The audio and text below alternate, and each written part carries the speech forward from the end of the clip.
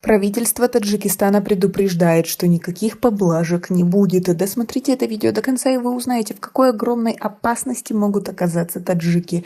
Подписывайтесь на наши обновления и точно будете в курсе всего самого актуального. Получить российское гражданство в упрощенном порядке смогут иностранцы, заключившие контракт о прохождении службы в вооруженных силах Российской Федерации на срок не менее 1 года. Такой закон подписан вчера в Госдуме РФ. Депутаты Государственной Думы приняли во втором и третьем чтениях изменения в законодательство об упрощении получения иностранцами российского гражданства. Отмечается, что теперь получить российское гражданство в упрощенном порядке без необходимости получить вид на жительство смогут иностранные граждане, заключившие контракт о прохождении службы в вооруженных силах Российской Федерации, других войсках или воинских формированиях на срок не менее 1 года. По действующему законодательству необходимо отслужить по военному контракту не менее 3 лет. Кроме того, поправками предлагается сократить с 5 лет до 1 года срок, на который заключается первый контракт о прохождении военной службы с иностранным гражданином, поступающим на службу на воинскую должность в званиях солдата, матроса, сержанта и старшины. В миграционном центре в Сахарово будет организована полноценная инфраструктура содействия Минобороны России в организации поступления на военную службу иностранных граждан. Соответствующее сообщение опубликовано на официальном сайте мэра Москвы Сергея Собянина. Такое решение, говорится в тексте, принято после того, как Госдума 20 сентября одобрила поправки, упрощающие получение российского гражданства тем, кто заключил годовой контракт о службе. В самое ближайшее время правительство Москвы развернет в Сахарове полноценную инфраструктуру содействия Минобороны России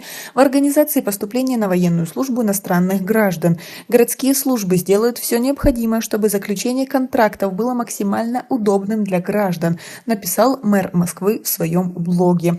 Ранее сообщалось, что Госдума РФ внесла поправки в Уголовный кодекс о назначении наказания за неявку на военную службу по призыву или дезертирство в виде лишения свободы на срок до 10 лет. Также усиливается ответственность за самовольное оставление части в период мобилизации или военного положения, в военное время либо в условиях вооруженного конфликта или ведения боевых действий от 5 вплоть до 10 лет лишения свободы.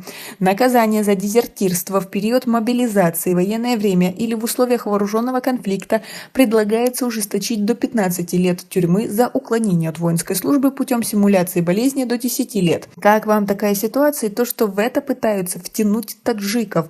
Тем самым за получение гражданства придется заплатить чуть ли не жизнью на войне в Украине. Свои ответы напишите нам, пожалуйста, в комментарии и свои мысли по поводу всего этого. Граждан Таджикистана, работающих в России, ранее не раз предупреждали отказываться от участия в боевых действиях на территории иностранных государств, за которые в Таджикистане установлена уголовная ответственность. Еще в марте правозащитница Валентина Чупик обратилась к мигрантам России, чтобы они не стали жертвами ситуации в Украине. Таджикский юрист Навруз Адинаев ранее рассказал о том, чем грозит таджикское законодательство желающим наняться воевать за Россию или Украину.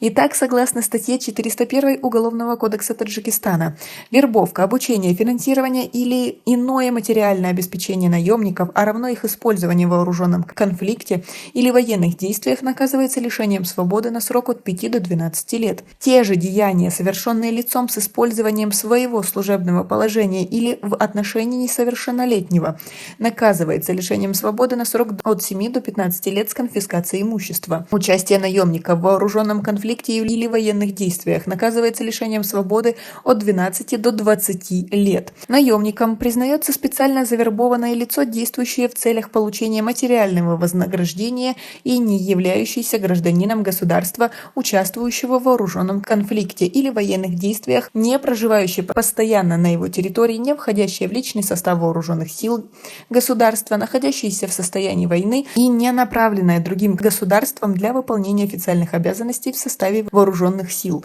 Тем самым таджики, которые еще не получили гражданство, но согласятся на это, будут преступниками у себя в стране. Как вам такая ситуация? Свои ответы напишите нам, пожалуйста, в комментарии. У нас пока на этом все. Оцените наше видео подпиской и лайком. До скорой встречи.